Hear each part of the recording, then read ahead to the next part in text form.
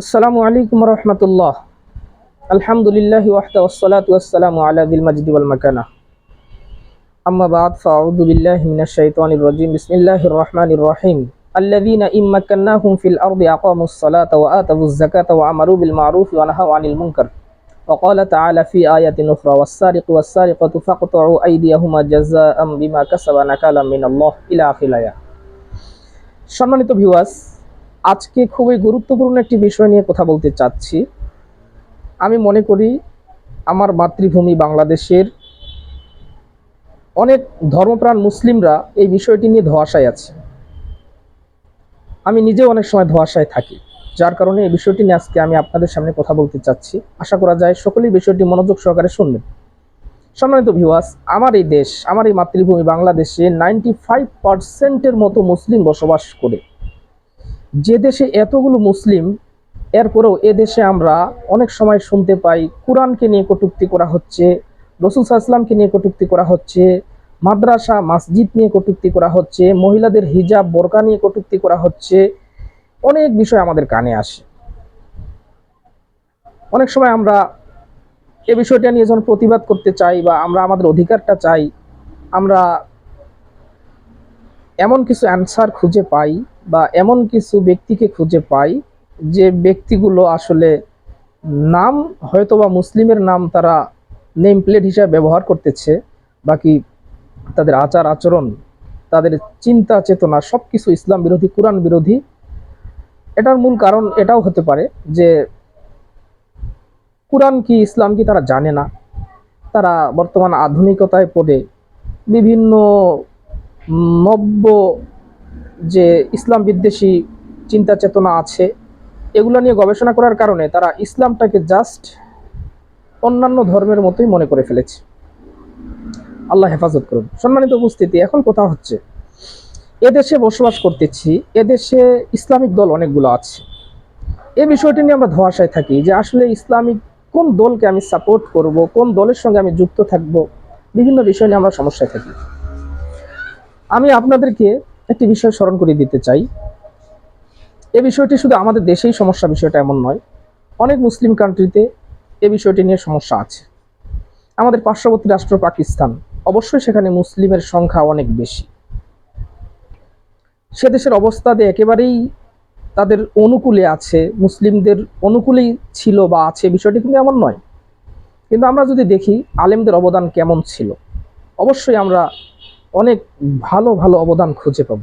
সম্মানিত উপস্থিতি, মুফতি সাব্বির আহমদ রহিমাহুল্লাহর নাম আমরা সকলেই শুনেছি। উনি ওই সময় মুফতি শফি রহিমাহুল্লাহকে নিয়ে কারারদাদে মাকাসিদ নামে একটি কিতাব রচনা করেছিলেন, যেটা পাকিস্তান সংবিধানের ভূমিকা ছিল।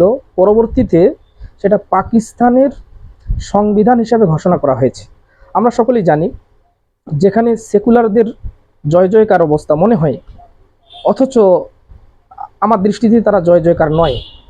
যেখানে পাকিস্তানে অনেক সেকুলাররা থাকার পরেও আজ পর্যন্ত মুফতি শফি রহিমাহুল্লাহ রচিত, মুফতি সাব্বির রহিমাহুল্লাহ রচিত কারারদাদে মাকাসিদ, এটাকে আজ পর্যন্ত বিলুপ্ত করতে পারেনি। সেই ঘোষণা করার সাহস তারা আজ পর্যন্ত পায়নি।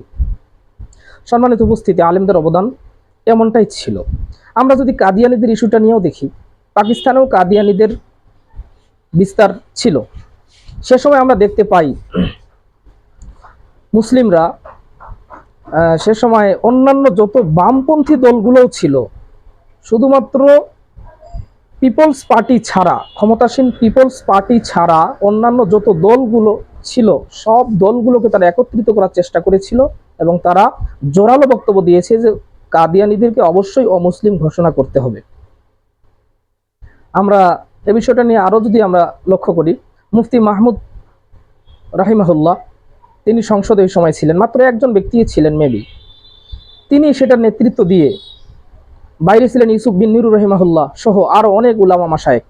আলহামদুলিল্লাহ, সকলেই যখন সজাগ ছিলেন, দায়িত্ব পালন করেছিলেন এবং অন্যান্য সমস্ত পার্টিগুলোকে, ক্ষমতাসীন দল ছাড়া, পিপলস পার্টি ছাড়া অন্যান্য সমস্ত দলগুলোকে যখন একত্রিত করলো, করার পরে জোরালো তাদের দাবি জানালো এবং তারা যখন জানাইতে পারলো যে আসলে কাদিয়ানীরা শুধু মুসলিমদের নেম প্লেট ব্যবহার করে থাকে, কিন্তু কাদিয়ানীরা আপদ মস্তক কাফের, সকলেই যখন জোরালো দাবি জানিয়েছিল তখন কিন্তু তারা সার্থক হয়েছে এবং আলহামদুলিল্লাহ কাদিয়ানীদেরকে তারা অমুসলিম ঘোষণা করতে পেরেছে।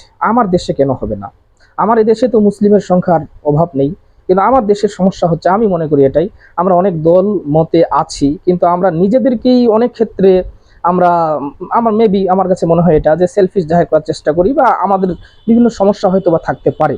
আমি ইসলামিক সমস্ত দলগুলোর ক্ষেত্রে সমস্ত মুসলিমদেরকে আমি এটাই আহ্বান রাখতে চাই যে আমাদেরকে বুদ্ধিবৃত্তিক কাজ করতে হবে, এমন কাজ করে এগিয়ে যেতে হবে যেখানে সমস্ত মুসলিমদেরকে একটা প্ল্যাটফর্মে নিয়ে আসা যায় এবং আমাদের ইসলামের মূল দাবিগুলো আমরা তো রাখতে পারি।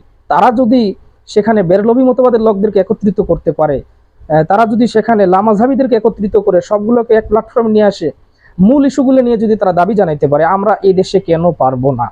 আমি বিশ্বাস করি আমাদের সচেতন মুসলিম যারা আছেন, আমাদের সচেতন দায়িত্বশীল যারা আছেন, আলহামদুলিল্লাহ এই বিষয়টি নিয়ে যদি তারা সামনে কাজ করার চেষ্টা করেন, আমার বিশ্বাস আমার এই দেশেও একটি সুন্দর পরিবেশ আমরা দেখতে পাবো। আল্লাহ তৌফিক দান করুন।